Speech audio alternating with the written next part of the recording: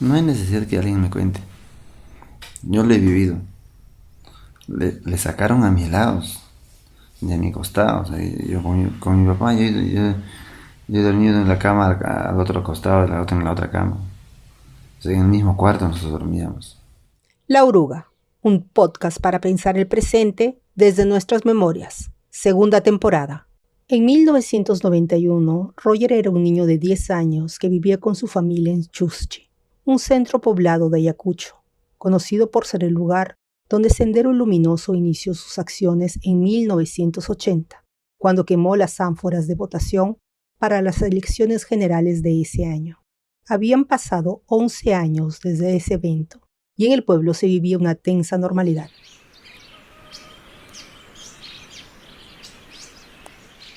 Antes de 1991, antes de su desaparición de mi papá, era una familia donde que nosotros teníamos, o sea, no éramos pobres en sí, porque mi papá ya trabajaba mucho tiempo en la municipalidad. Teníamos abrigo, teníamos comida suficiente y mi casa está completa, organizado, y a mi papá le gustaba cocinar. Mi papá sabía cocinar más que mi mamá, le enseñaba a cocinar.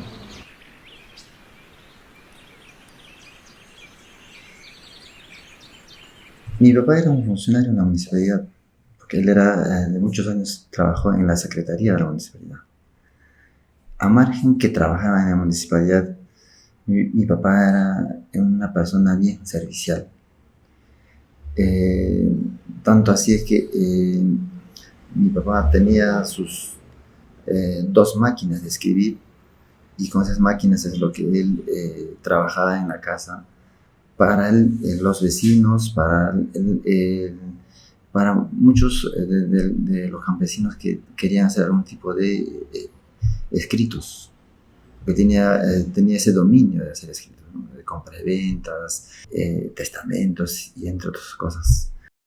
La relación o la amistad que han tenido entre mi papá y los policías eran, uno como funcionarios y otro eran como deportistas, ¿no? Tanto policías como mi papá también eran deportistas, jugaban fútbol y jugaban contra los policías, cada uno con su equipo. Entonces, jugar los trabajadores de la municipalidad contra los trabajadores de la comisaría, y muchas veces los policías nunca querían perder, ¿no? Si están perdiendo, a veces terminaban un poco discutiendo, pero sí se notaba que terminaban un poco discutiendo dentro de la cancha.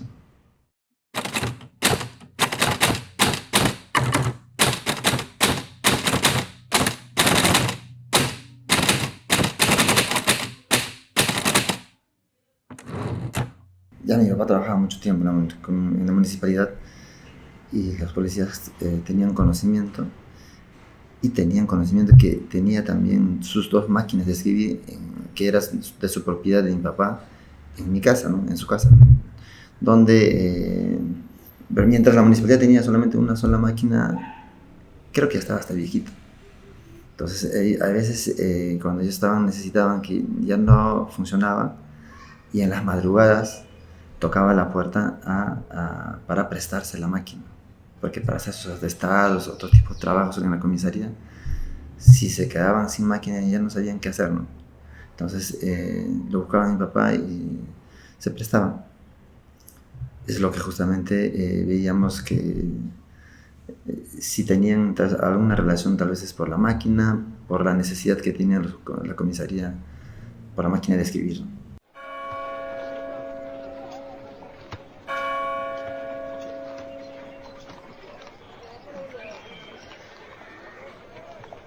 El día jueves 14 de marzo de 1991, una tarde como cualquiera, una tarde que en el pueblo, como todos los jueves en la tarde, y viernes en la mañana es feria.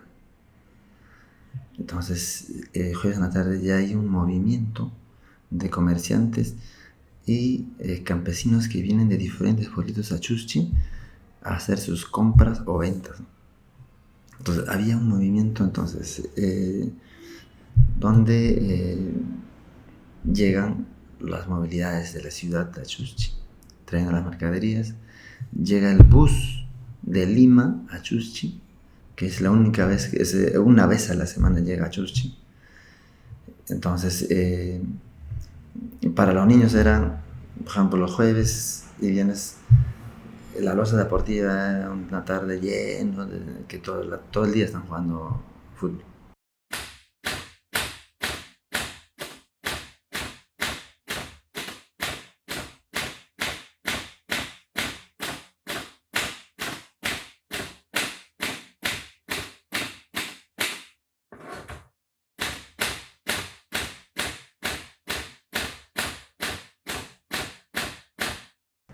Y en el bus bajan promedio de 20 soldados. Bajan y se forman y se dirigen hacia el puesto policial. Ingresaron, de ahí no vimos más hasta el atardecer.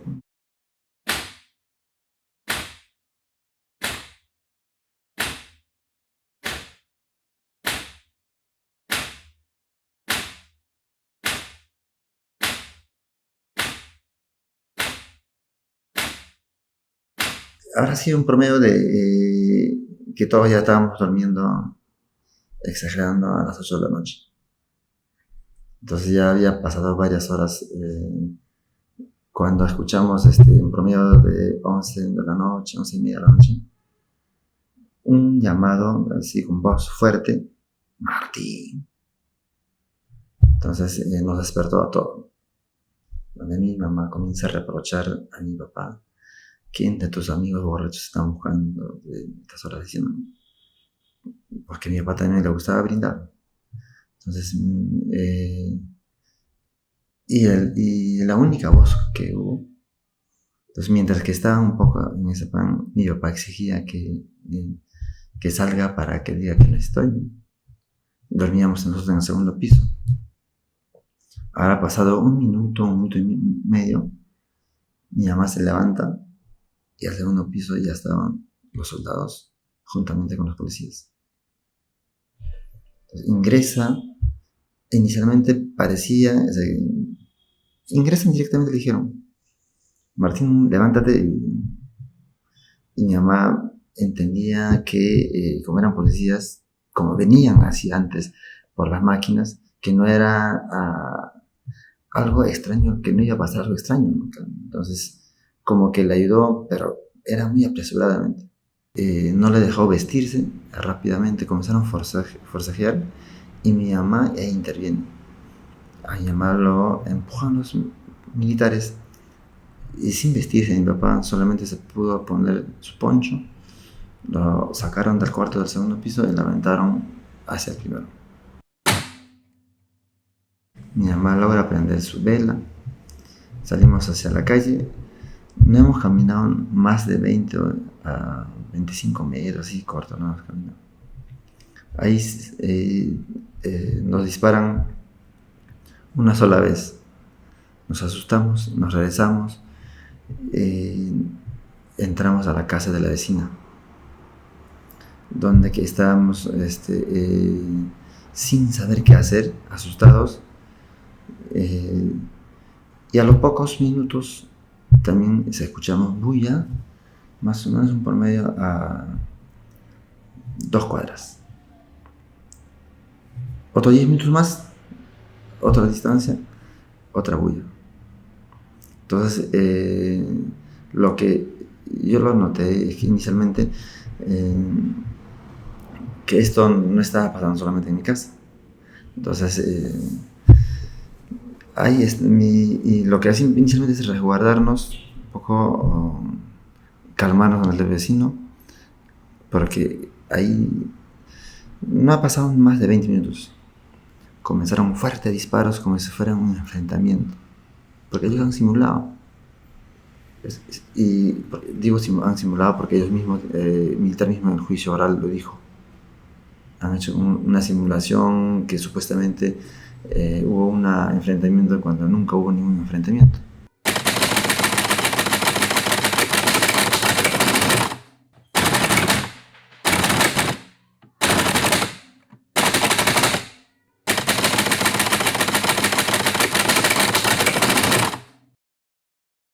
Y así mi abuelita fueron con mi mamá y se juntaron ahí en ese camino anoche que están caminando, se encuentran con los familiares de otras personas también que habían capturado. Y al final, en la madrugada, a las 4 de la mañana, se enteran que eran de 4 personas. Y lo que hicieron es tomarse valor y acercarse hacia la comisaría y pedir explicación que han traído a sus familiares. Y la comisaría lo que responde es que acá a nadie ha traído. Alguien que llegaba de noche a la feria avisó a los familiares que los detenidos estaban siendo conducidos por los militares rumbo al cuartel de Pampa Cangallo. Los familiares persiguieron a la columna sin tregua, en silencio, a pie, en bus, ocultos, recibiendo disparos disuasivos. Hasta que frente al cuartel de Pampa Cangallo, cuando ya estaba más cerca, ya era imposible de seguir siguiendo, ¿no? Entonces, a una distancia como a 200 metros así, se quedaron mirando cómo ingresaba por la parte posterior al cuartel y cómo a poco ingresaban y se perdían de la vista.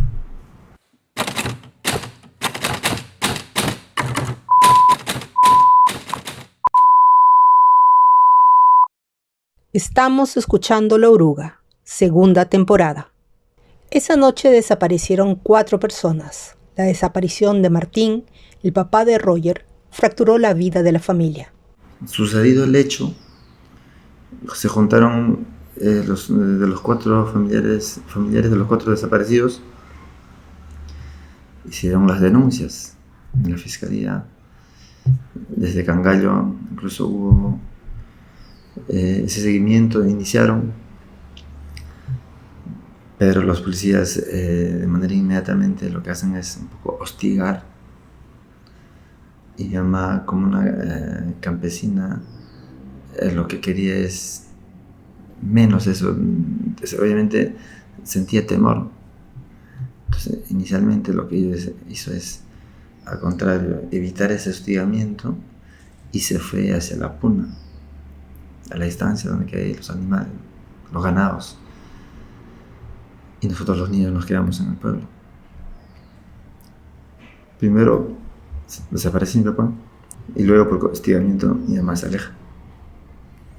Y nos quedamos aún más solos los niños.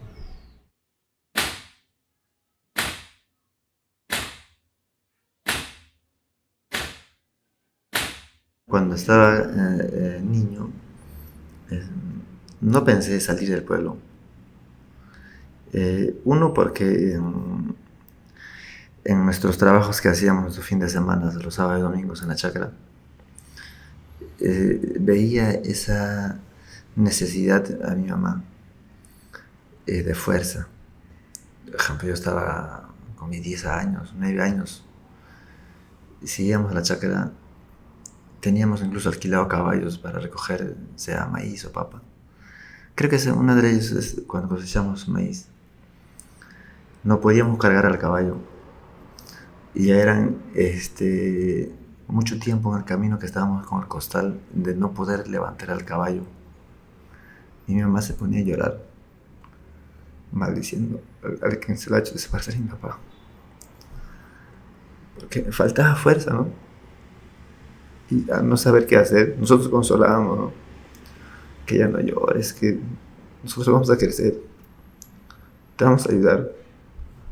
Yo voy a dar esa fuerza a lo que perdió de su esposo, de mi mamá, ¿no?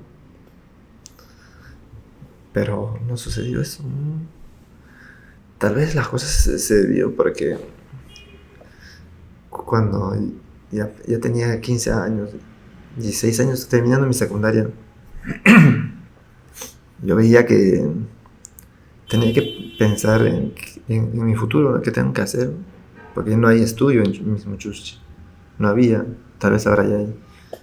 Entonces salí por la misma necesidad de querer crecer, ¿no? Hacer algo, y decidí a venir acá a Lima, y siempre con ese pensamiento también de que ¿qué es la situación de mi papá, ¿no? Entonces decidí de esa manera salir del pueblo, y lo que prometí a mi mamá nunca cumplí, de querer ayudarlo, lo dejé ya.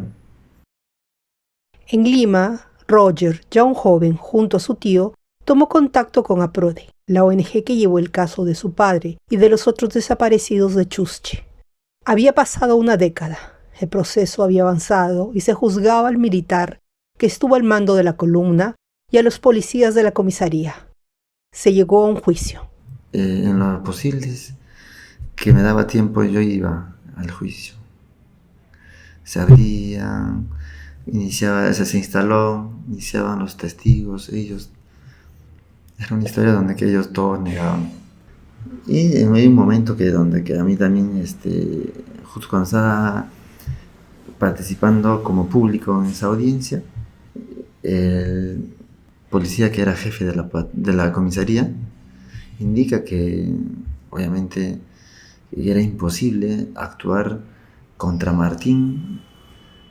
¿Por qué? Porque él era mi amigo, nosotros conocía a sus hijos los cargamos. Entonces, eso hablaba porque obviamente él quería negarse que él había participado en la captura, en la intervención a los domicilios, pues, y llevarlos. Ellos inicialmente se negaban.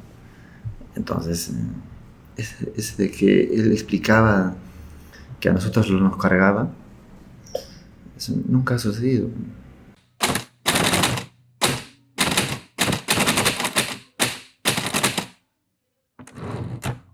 A fines de 2007, 3 acusados fueron condenados en este juicio. El principal, el militar a cargo de la columna, que realizó las detenciones.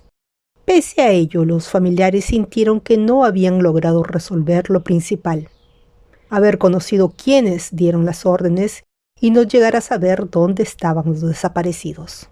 Volvieron a pasar algunos años. Se produjo un nuevo juicio, esta vez contra los oficiales de mayor rango. Entonces teníamos esperanza de que ellos digan quién es el responsable del final de nuestros familiares. Teníamos esa esperanza de querer conocer y sentir que esto es la oportunidad, y van a decirlo, y van a sentir de que van a reconocer o van a asumir. Pero al asumir sentía que ellos van a decir dónde está el resto, de dónde lo han enterrado o qué ha pasado. Pero lamentablemente tampoco, ¿no? Ellos siempre se negaron, responsabilizando al jefe del base de Cuartel Pampacangallo de esa época, que era Caldas Dueñas, y él siempre ha estado de prófugo, nunca participó en ninguno de los juicios. Entonces siempre también eso ayudó a ellos para que negarse de que yo no fui, que yo no sé, que Caldas sabe, el jefe sabe. Tampoco se logró de que nos digan de que dónde está el resto de nuestra familia.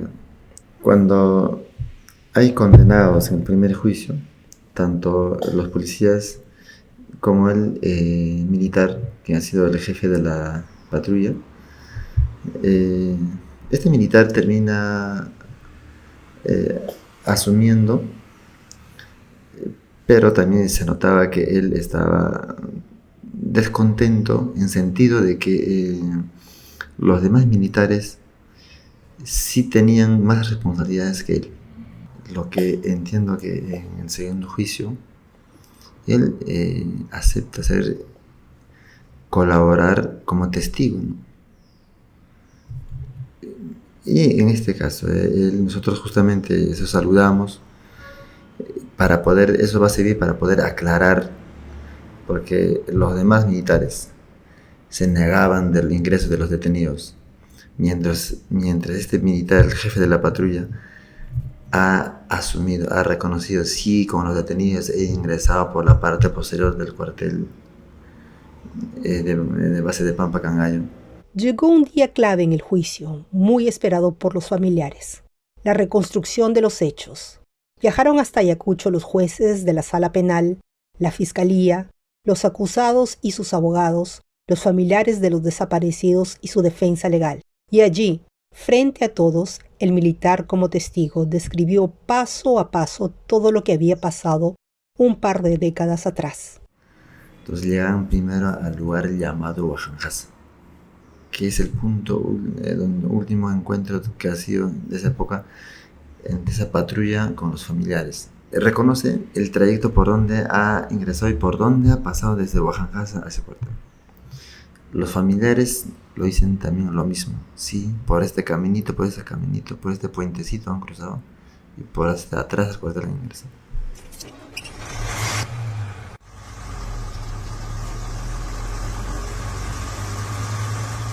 Tal cual coinciden los testigos de los familiares y más su versión de la sala. Dijo que sí, que está probado que los detenidos terminaron ingresar al cuartel de Pampa Cangallo. La diligencia terminó. Los familiares se agruparon, tristes, porque tampoco esta vez habían obtenido información sobre el paradero de sus desaparecidos. Y los familiares nos juntamos con nuestros abogados. Habían también personas que nos acompañaron. Juntamente con ellos estábamos muy dolidos. Estábamos en un momento de llantos y estábamos entre nosotros consolando, ¿no?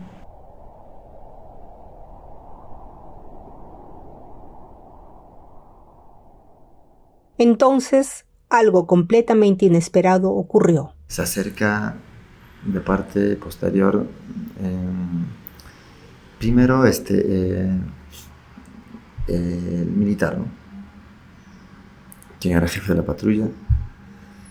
Él, de manera inicialmente con una voz muy baja, pide que le escucháramos, ¿no? Y comienza a hablar donde que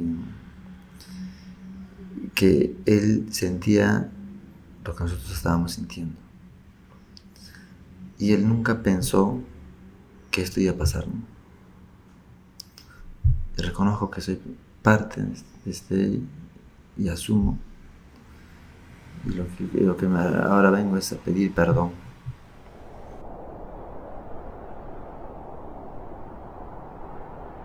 Y de verdad fue un momento donde que nadie se ha pensado. Y las mamitas, nosotros que estábamos ahí llorosos, en llanto, literalmente un poco tomamos atención, nos calmamos y escuchamos esos pocos minutos, no era tan tampoco, unos pocos segundos que dio su palabra. Y los familiares también sentimos su participación y su colaboración como testigo.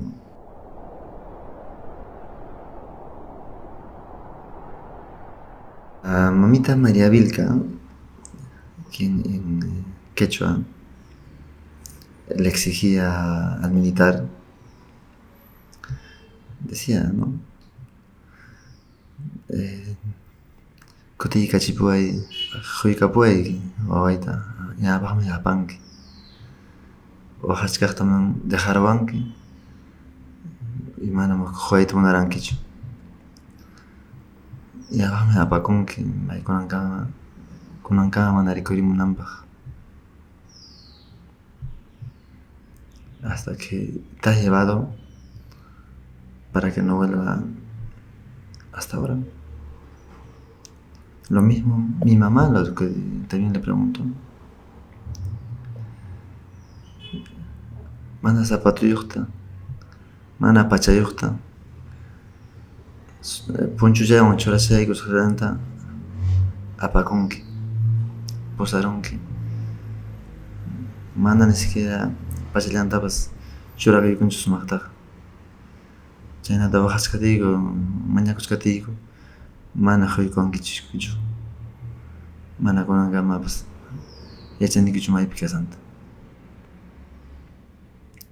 Lo mismo decir, hasta ahora no sabemos dónde están. Las mamitas piensan que tal vez este militar conoce. Entonces, ni guayco, maypitaj pamparo ranquis. Ni guayco. Díganos dónde está enterrado.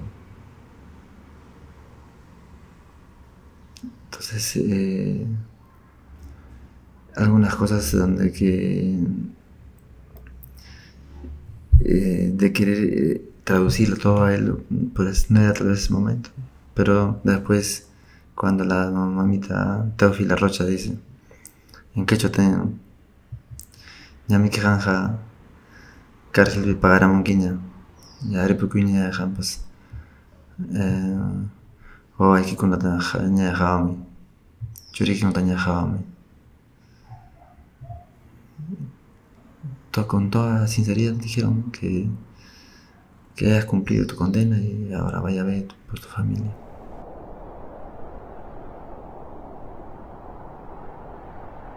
Y así ese día terminó, un instante valioso, en un paradero lejano, y nadie escuchó ese intercambio, ni a las señoras, ni al militar. Después que hayas terminado por su pedido de perdón del militar, sentimos como un consuelo y sentimos de un pedido de perdón de sinceridad. Entonces se calmaron, se tranquilizaron, hasta comieron.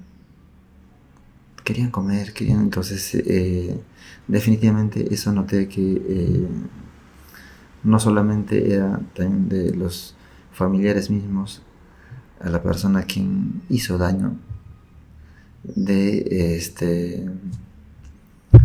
que pudieran superar de alguna manera. Entonces, en esta vez, con esa pedida con ese acercamiento, fue importante que ayudó también a los familiares. No solamente esa ayuda fue para él, que de hecho que para él también ha sido importante porque ha estado también pues, esperando seguramente algún momento de querer hacer que humanamente que muchos y cuántos que no deberían hacer eso, porque no creo que sea bonito vivir con esa conciencia y por más fuerte que seas.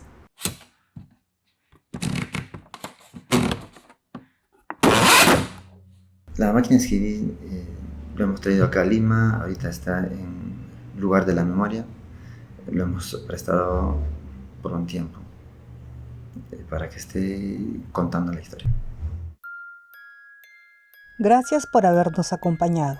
Hemos escuchado Un objeto valioso, una historia real contada por su protagonista, Roger Santos Cayagua. Soy Rosa Vera, narradora de este episodio e integrante de La Oruga, junto a Francesca Uccelli, Tamia Portugal y José Carlos Agüero. José Carlos estuvo a cargo de la investigación y el guión de este episodio. La edición de audio ha sido un trabajo de La Plebe a cargo de Teresa Cabrera y Katia Villavicencio. La Oruga es un podcast del Instituto de Estudios Peruanos. Puedes escuchar más episodios en nuestra web laoruga.pe, donde encontrarás información extra acerca de las historias. Síguenos en Spotify y búscanos en redes sociales como La Oruga. Hasta pronto.